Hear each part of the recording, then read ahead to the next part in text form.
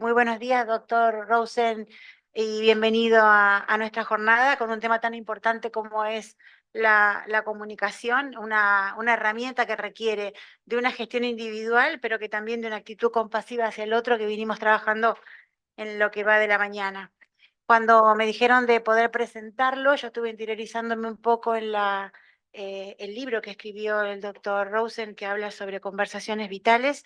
Y como es un tema de la comunicación que me interesa, hace algunos años estuve leyendo un poco del tema y había una anécdota que cuentan de un médico de a principios del siglo XX, que es el doctor Gregorio Marañón, donde le preguntaron cuál era el invento más importante de la medicina. En ese momento él contesta que ese invento más importante era la silla, donde se sentaba el paciente y que permitía escucharlo y poder detectar en él ocupar en él esa conexión necesaria. Hoy por hoy no se sabe si esto es una anécdota o se ha convertido en leyenda, pero de alguna manera autores como los que escribieron Compassionomics o el movimiento de qué es lo importante para usted que está moviéndose en el mundo, lo están desarrollando todo este tema de las conversaciones vitales. Entonces, estos autores también hablan de que esta conexión humana permite descubrir pequeños detalles en los problemas más grandes que tienen las personas. Para dar introducción a lo que el doctor Rosen nos va a contar, voy a usar un poco las palabras que él utilizó para el primer capítulo de su libro, donde decía que es privilegio del conocimiento hablar y privilegio de la sabiduría escuchar. Entonces, disponernos a escucharlos para aprender cómo llevar adelante estas conversaciones vitales. Adelante, doctor Rose. Muchísimas gracias por la invitación a estar con ustedes virtualmente. Disfrutaba muchísimo cuando estuve allá hace 9 años, pienso, y espero que la próxima vez podría estar con ustedes presencialmente también. Quiero pedir perdón por los errores que voy a cometer en español, como que ustedes pueden oír, no es mi primer idioma. Pero espero que puedan entender lo que intento explicar y de qué voy a hablar. Bueno, entonces, lo de que voy a hablar ahora es sobre las experiencias de la enfermedad y sus influencias sobre la relación médico-paciente. Como que escucharon, sí, yo soy neumólogo pediátrico y especialista de sueño, pero tengo fascinación sobre la relación médico-paciente. Es un punto de enfoque mío ya muchos años y por esto escribí un libro sobre esto, sobre los varios aspectos de la relación médico-paciente.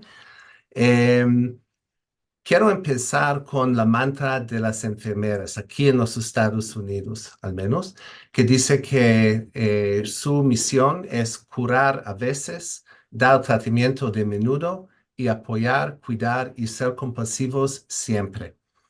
Entonces, yo no estoy seguro, pienso, yo sé que hay médicos y enfermeras también en la audiencia, pero me encanta esta mantra porque él habla sobre las varias cosas que necesitamos hacer como cuidadores con nuestros pacientes, con los que están bajo nuestro cuidado. Curar, pues, es la aspiración, pero muchas veces no podemos curar. Dar tratamiento de menudo, claro, damos tratamiento si logramos con esto a curar, excelente. Muchas veces no logramos esto, pero apoyar, cuidar y ser compasivos siempre. Estas son las actividades que hacemos como seres humanos a otros seres humanos. Y como yo leo esto y como cuando estoy pensando en esto, yo veo que estas es las cosas más humanas que podemos hacer y que necesitamos hacer como cuidadores. Entonces, como médicos, ¿cuáles son nuestros objetivos? No tenemos mantra similar, sino hacemos muchas de las mismas cosas. Em, Pienso que las metas son, pues, al principio exactamente como las metas de las enfermeras, curar a veces, dar tratamiento de menudo y apoyar, cuidar y ser compasivos. Pero también tenemos un objetivo de enseñar a nuestros pacientes de cuál padecen, cómo pueden evitar complicaciones, cómo pueden mejorar su condición. Necesitamos, al menos aquí en los Estados Unidos, me parece que en todo el mundo, manejar el tratamiento y el sistema o sistema médico para conseguir lo que nuestros pacientes merecen y necesitan. Aquí pienso que es una de las partes grandes de mi trabajo regular. Y manipulación positiva. Yo sé que la palabra manipulación es una palabra, tiene connotaciones negativas, pero de hecho, cuando pensamos sobre lo que hacemos, nosotros intentamos llevar a nuestros pacientes a hacer cosas o evitar cosas para mejorar su condición propia, para mejorar su vida. Y este es una forma de manipulación, no para nosotros, sino para nuestros pacientes. Entonces, ¿cómo podemos realizar estos objetivos? Pues al principio con nuestra sabiduría, competencia que tenemos después muchos años de inversión, con compasión, con curiosidad auténtica y curiosidad no solamente sobre los aspectos científicos de las células y de los eh, gens y de todo esto, sino sobre nuestros pacientes. Eh, Curiosidad auténtica. Yo tomé un clase o hice como un curso sobre humanidades, los aspectos humanos de la medicina y la líder de este curso nos contó que su papá, que era otorrinolago, siempre ha dicho, em, sea más curioso de temeroso, sea más curioso de temeroso. Y pienso que es algo súper importante. Y vamos a llegar o conseguir estos objetivos con empatía, con confianza que construimos en el paciente de nosotros. Y todo esto se realiza por buena comunicación. Entonces, ¿cuál es comunicación? Yo sé que es un tema de que ustedes hablan mucho estos 2 días. Comunicación es tomar los pensamientos o los conceptos, traducirlos a palabras, expresiones, idioma de cuerpo. En acuerdo de la investigación de Albert Mehrabian de UCLA en los años 60 del siglo pasado, el idioma de cuerpo eh, es 93% de la comunicación entre humanos, recepción por la parte del oyente, transacción en conceptos, reacción, pensamientos, conceptos, traducidos a palabras y más y más y más. Esta es comunicación. Am, y pueden ser muchas barreras. Estos son solamente 4 barreras que pueden impedir la comunicación efectiva entre médicos y pacientes. Falta de conceptos compartidos, a pesar de ser educativos, de tener mucha experiencia en la vida, pienso que la mayoría de nuestros pacientes no entienden la ciencia, la biología, farmacología que nosotros conocemos, que nosotros pensamos en esto cada día. Así que los conceptos a veces no son los mismos conceptos. A veces hay diferencias culturales, religiosas, experienciales que pueden impedir la comunicación. Diferencias socioeconómicas también. Heurísticas diferentes. Heurísticas son atajos mentales con que llegamos de punto A a punto B y gente, por ejemplo, que tienen orientación religiosa, pueden pensar en conceptos religiosos y pueden explicar y llegar de punto A a B completamente diferente de una persona que no piensa en estos conceptos. Y sesgos implícitos. No voy a hablar mucho sobre esto, pero hay mucha literatura sobre la existencia de sesgos implícitos que pueden impedir la comunicación cuando uno piensa que el otro a priori no puede entenderlo, no no va a cumplir con el tratamiento y más. Es importante recordarse que muchas veces lo que lleva al paciente a nosotros es algo completamente diferente de lo que nos parece, a pesar de conversar sobre la misma condición, al menos de nuestro punto de vista. Y cuando intentamos ayudar a nuestros pacientes, es importante que entendamos lo que molesta al paciente de su parte, sus preocupaciones y temores, y también entender lo que le molesta de nuestra perspectiva, de la medicina occidental. Necesitamos entender cuáles son las barreras que pueden impedir su cumplimiento y ayudarle a superarlas, si son barreras estructurales del sistema o barreras económicas o barreras culturales. Y no menos importante, explicarse lo que pensamos y que recomendamos en conceptos y palabras que puede entender. Entonces, la enfermedad en el campo de antropología, medicina, hablan sobre tres componentes de la enfermedad. Las palabras, no encontré las palabras o la definición de estos conceptos en español, entonces voy a usar las palabras en inglés, pero lo que es importante recordarse es que las tres palabras, illness, disease, sickness, en idioma coloquial en conversación, tienen la misma significancia. Por ejemplo, yo puedo decir, I feel ill, I have a disease, I'm sick today, y no hay diferencia en idioma coloquial entre las tres palabras, pero en antropología sí. Entonces, lo que le molesta al paciente de su parte, sus preocupaciones, sus temores, cómo él experimenta su propia enfermedad, este es illness, la experiencia del paciente de su propia enfermedad. Las señas, las manifestaciones objetivas de la enfermedad y cómo nosotros las entendimos por las explicaciones científicas de la medicina occidental, este es disease. Puedo decir la manifestación de la enfermedad, las manifestaciones objetivas. Y el papel social que la sociedad impone al paciente por ser enfermo, que incluye estigma, vergüenza, este es sickness. ¿Ok?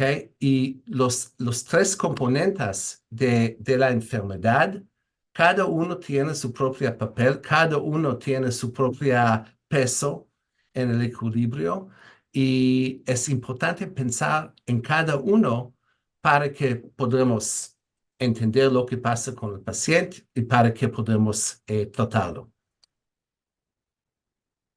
Entonces, entender lo que molesta al paciente, sus preocupaciones y temores, dice que necesitamos pensar sobre el componente de illness, sí, y sickness también, cómo él experimenta su enfermedad y cómo la sociedad, el entorno social, eh, eh, hace la experiencia de la enfermedad a algo específico que le molesta también.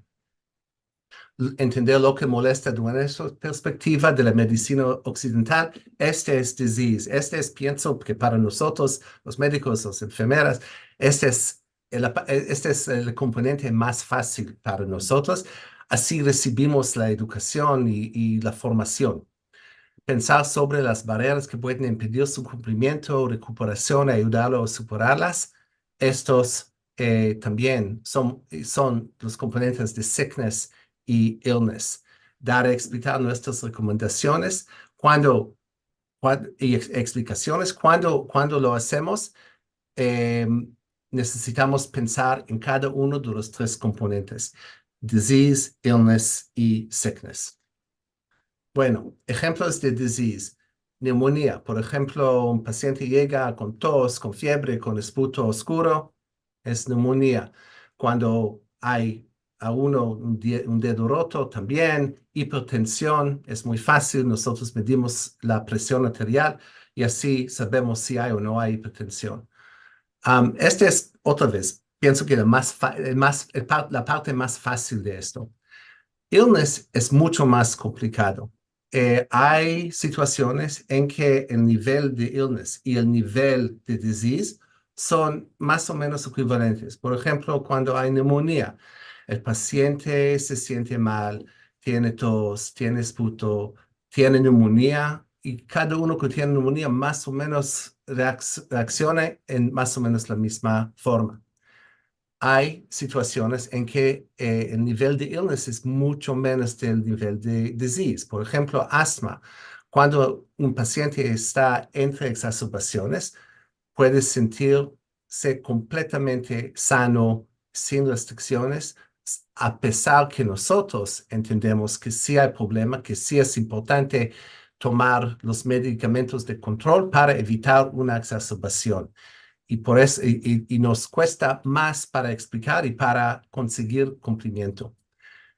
Hay situaciones en que el illness es mucho más del disease. Por ejemplo, si yo rompo mi dedo, pues es una molestia, pero no mucha más. Pero si estuviera un violinista de la Orquesta Sinfónica de Boston, sería mucho más malo para mí. ¿Okay? Entonces, este es algo situacional que para un violinista es mucho más malo. Hay situaciones en que hay disease sin illness y pienso que hipertensión es un ejemplo excelente.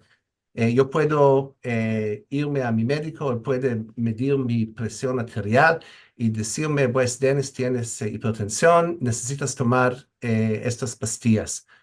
Y yo puedo contestar, bueno, doctor, entiendo lo que dices, pero me siento excelente. No siento que tengo enfermedad, no hay nada. Entonces, sin entender que tengo una enfermedad, no, será mucho más difícil convencerme de tomar los medicamentos y cumplir con las recomendaciones. Y hay también situaciones cuando hay illness sin disease. Y un ejemplo de eso es algo que había visto cuando yo era residente en pediatría en Israel. Yo hice mi residencia en una ciudad pequeña al sur de Tel Aviv llamada Rehovot. Y en estos años vivía allá una comunidad de judíos etíopes. Una noche estaba en guardia en la urgencia de mi hospital cuando llegó una infante etíope con su papá de 3 semanas. La historia fue que tuvo fiebre y que no había comido durante las últimas horas. Cuando la revisé, encontré una herida negra en el fondo de su boca, a donde debía estar su úvula. Le pregunté al papá qué pasó y me explicó que un líder religioso de su comunidad había cortado la úvula para que no crezca y causa que la bebé se ahorca. No fue la primera vez que lo había visto. Es una creencia bien común entre judíos etíopes, especialmente de Gondar y beduinos en Sinai también, que la úvula puede crecer y ahorcar infantes y por esto lo cortan. Entonces, este es un buen ejemplo de illness, ¿sí? La comunidad, el papá pensaron que hay una enfermedad o que puede desarrollar una enfermedad, a pesar que de mi punto de vista, claro que no había. Era interesante la reacción de la enfermera que trabajó en la urgencia esta noche. La reacción era una de revulsión y horror. Sin embargo, cuando estuvimos juntos unas semanas después y llegó un bebé de 8 días por un sangrado, después una circuncisión, que es algo que la gran mayoría de los judíos hacen en sus niños en acuerdo del mandamiento bíblico, su reacción era completamente diferente y mucha más indulgente, que dice algo sobre el estigma y las circunstancias sociales también. Ok, entonces por eso es importante considerar la presencia de illness sin disease y cómo se puede afectar el enfermo. Cuando hay disease and illness, como en mi ejemplo de hipertensión, el médico o la enfermera necesita más esfuerzos para involucrar al paciente con el tratamiento. Si, otra vez, si yo vuelvo al ejemplo de hipertensión, si empiezo a tomar pastillas bloqueadores beta contra mi hipertensión y tengo efectos adversos, no sé, disfunción sexual, por ejemplo, puedo decir, bueno, no sé qué dijo el doctor, pero me siento excelente, no tengo enfermedad, no voy a tomar las pastillas. Solamente si fuera entender que tengo enfermedad y que necesito em, tratar esta enfermedad y cumplir con los medicamentos, solamente así iría a tomar los medicamentos y estar cumplido con eso. Sickness es el tercer componente de la enfermedad y hay ejemplos de cuando el disease y la experiencia de illness son similares, más o menos lo mismo, pero el nivel de sickness puede ser diferente. Por ejemplo, VIH y SIDA. Yo he trabajado durante muchos años en el sur de México, en Chiapas, con una ONG llamada Compañeros en Salud. Y allá en los pueblos, en las comunidades, en las montañas, hay mucha estigma contra personas que tienen VIH. Y en contrario, aquí en Boston, por ejemplo, gente que tiene VIH toman pastillas y viven vida más o menos completamente normal. No hay estigma, pero allá es diferente. Obesidad también depende de las normas comunales. Cuando mi esposa y yo visitamos a la Ciudad de México hace unos años, a mi esposa parecía bien raro que muchas mujeres caminan con camisas cortas, con barrigas grandes, algo que aquí no lo hacen. Y me dijo, wow, es increíble que no hay la misma estigma contra obesidad aquí en México que nosotros experimentamos en Boston y en otros lugares. Um, También hay ejemplos cuando el disease no hay plus menos illness. El illness es cuestionable o absente, pero hay o no hay sickness. Por ejemplo, enfermedades mentales. Cuando hay persona con delusiones o cuando escucha o oye voces, ¿sí? Puede ser una señal de psicosa, puede ser esquizofrenia, pero no hay algo física que podemos medir, que podemos ver. Y la actitud sobre las enfermedades mentales es una actitud societal que es diferente de sociedad a sociedad. Y un ejemplo para mí es súper interesante es el ejemplo de homosexualidad, que aquí en los Estados Unidos, hasta los cambios en el DSM-3 en 1973, fue definida como enfermedad mental.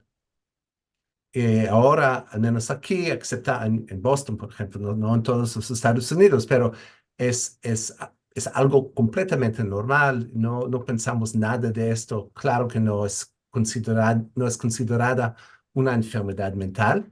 Am, en Perú es diferente. Esta semana, cuando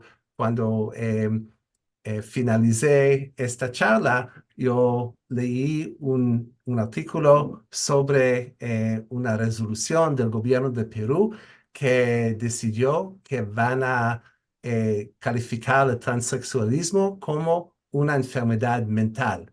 Y hay mucha gente allá y en todo el mundo que, como que está escrito aquí, lamentan la aprobación porque califica la transexualidad como enfermedad, una perspectiva que estigmatiza a las personas transgénero y perpetúa la discriminación. Y claro que sí, la percepción es que esto es una enfermedad mental Este va a influir también la voluntad de los pacientes con con otras condiciones o con enfermedades, llegar a los médicos para recibir tratamiento por su asma, por su hipertensión, por no sé qué. Preconceptos sobre enfermedades también pueden afectar y pueden afectar el nivel de sickness. En el Biblio, la lepra es percibido como castigo divino. Um, en varias comunidades de afroamericanos negros aquí en los Estados Unidos, había creencia que tuberculosis puede convertirse a cáncer de los pulmones, así que es algo que puede matar a sus familias, um, que también afectó la voluntad de recibir tratamiento. También hay, o había, no sé si todavía ahora, porque ahora casi no vemos fibrosis quística activa como antes con los nuevos medicamentos, pero había preconcepto que fibrosis quística es una enfermedad de gente blanca. Y otra vez, en la comunidad africano-americana, había gente, yo conocí pacientes que tenían vergüenza tener esta enfermedad porque fue una enfermedad de gente blanca.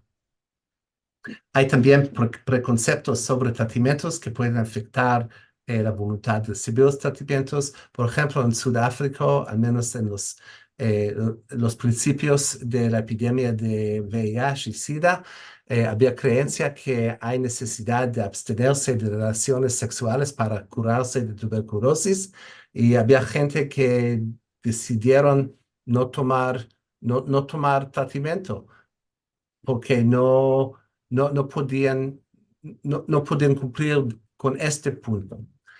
También más cerca a nosotros, al menos aquí en los Estados Unidos, hay muchas creencias sobre efectos adversos de vacunación.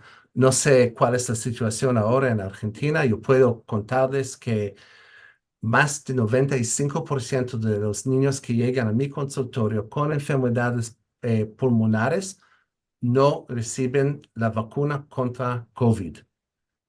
Y la verdad es que puedo entender porque la enfermedad en niños no es tan grave y de todo modo puede infectarse con el virus, pero hay mucha gente que tiene miedo de la vacunación y no, además de la vacuna contra COVID, también la vacuna contra sarampión. Hay mucha gente que no vacunan sus niños por temor que puede causar autismo. Am, Así que este también es un problema. Cultura, idioma y factores socioeconómicos pueden afectar también la relación médico-enfermo. Y la creencia y las actitudes sobre illness y sickness tienen bases culturales que es importante abordarlos, como que ya dije. Um, un ejemplo es de empacho. Yo sé que es algo común en el mundo latino. Yo he leído que en Argentina, empacho, hay muchos tratamientos. Uno de los tratamientos es tirar el cuerito. Um, en otros países, por ejemplo, en México, tratan con medicamentos naturales y otros como azalcón, que puede causar intoxicación con plomba. Um, pero esta enfermedad, el empacho, no existe en mi lexicón médica aquí en los Estados Unidos. Así que solamente por la curiosidad auténtica puedo aprender más y puede acercarme al paciente para entender lo que le molesta y pensar juntos cómo podremos tratar su incomodidad. Um, por ejemplo, aquí en Boston hay una comunidad china bien grande y mucha gente implementan tratamientos tradicionales chineses con sus niños, con sus adultos también. Y es interesante porque usan palabras y conceptos, pues no conceptos, pero palabras y expresiones que, no, que yo uso como médico hablan, y otros que no uso, pero hablan sobre el hígado, hablan sobre el vaso, hablan sobre calor y frío y esto, pero cuando se habla sobre el hígado en la medicina oriental, no es el hígado que yo conozco, no es algo diferente. Entonces, cuando hay demasiada calor, en este ejemplo, usan tratamientos tradicionales como dermoabrasión con monedas, pero es importante recordarme, y necesito hacerlo, que cuando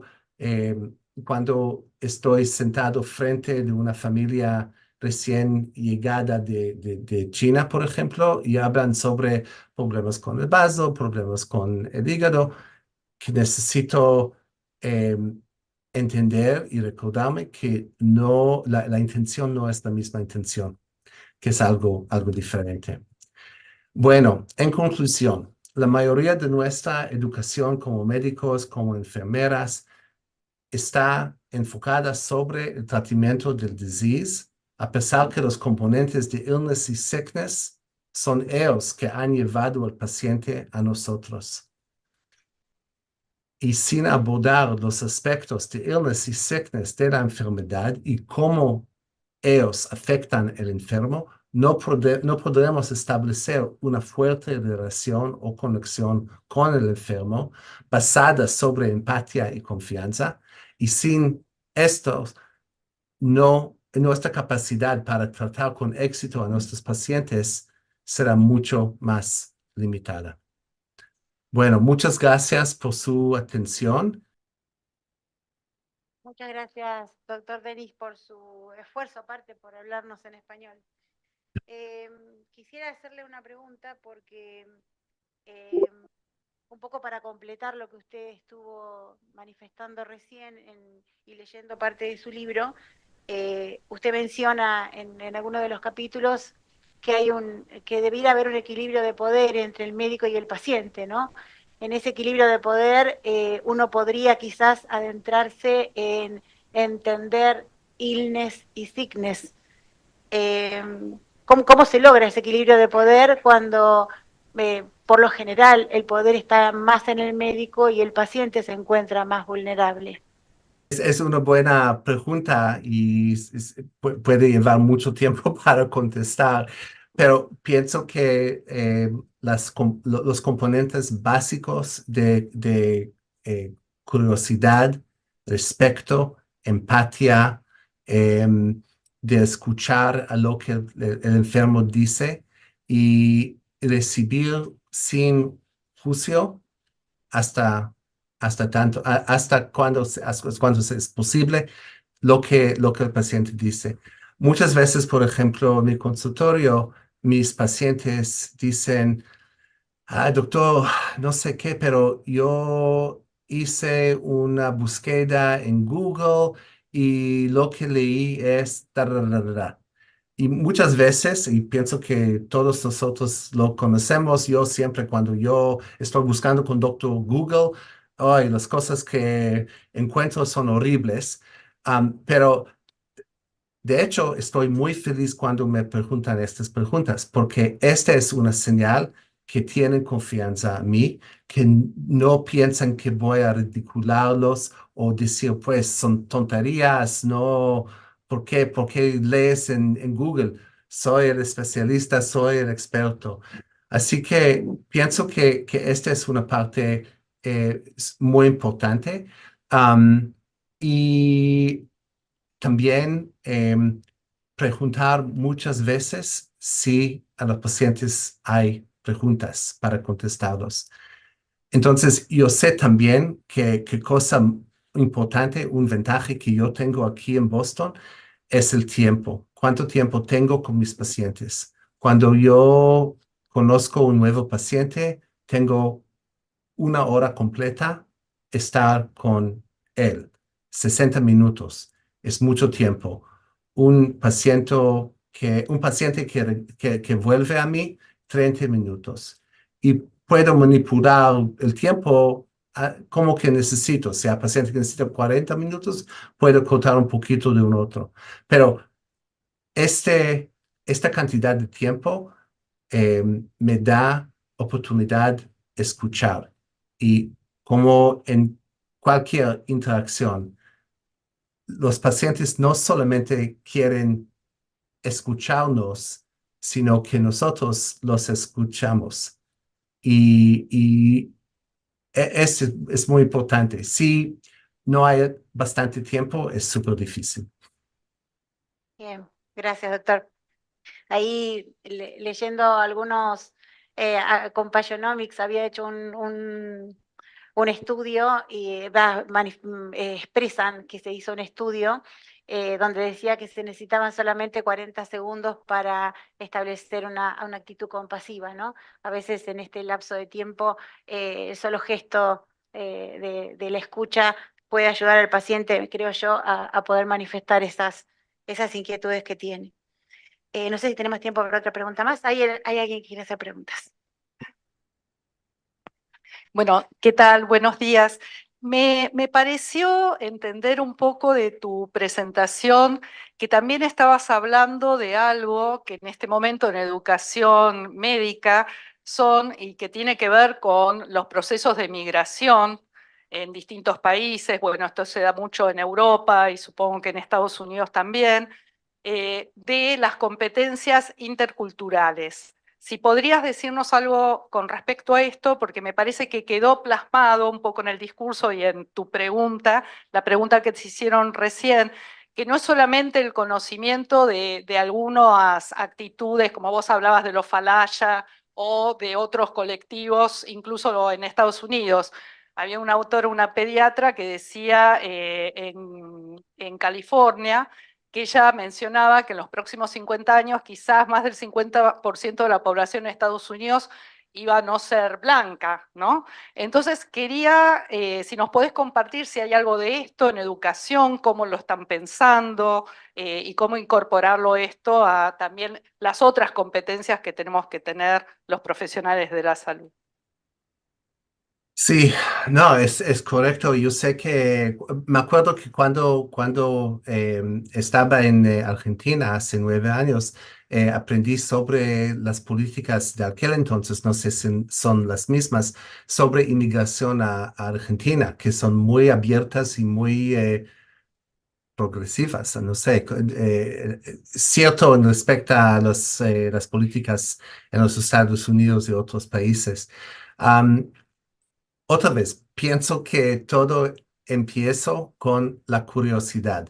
Yo, por ejemplo, empecé a estudiar español hace 11 años, por el conocimiento que hay más personas que hablan español en el hemisferio occidental de inglés y que muchos de mis pacientes hablan español. Y me ayuda mucho. También tengo curiosidad, pero tengo también en mi hospital recibimos bastante pacientes del Golfo Árabe, de Qatar y de Abu Dhabi. am, y por vivir en Israel durante 19 años, yo tengo entre 80 a 100 palabras, no más, en árabe. Y, pero solamente para decir buen día, ¿cómo estás? Siéntete hoy, es decir, niño, bueno niño, niño hermoso.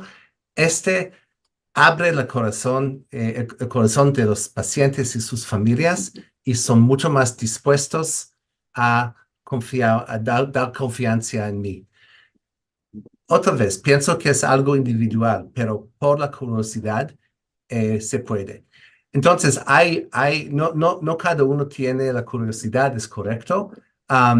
Lo que hacemos aquí en Boston, no sobre este punto, pero en mi hospital tenemos un laboratorio de simulación, no estimulación, sino estimulación, y no solamente sobre cosas médicas, sino también sobre situaciones. Y una colega y yo construimos una serie de jornadas médicas para nuestros fellows en neumología, 3 talleres de media día cada uno y utilizamos o practicamos situaciones complicadas con familias. Hay componente médico y hay componente de comunicación y utilizamos actores profesionales para jugar papeles de los padres que están muy ansiosos o tienen mucho temor o a veces no tienen confianza. Y cuando trabajamos en estos talleres sobre estas situaciones, dentro de 30 segundos, no más, se siente como que estuviéramos en un consultorio, ¿sí? Con padres auténticos.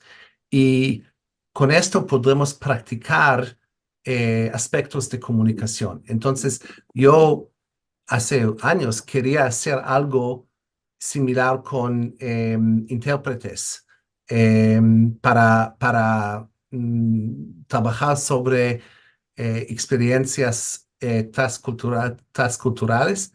Todavía no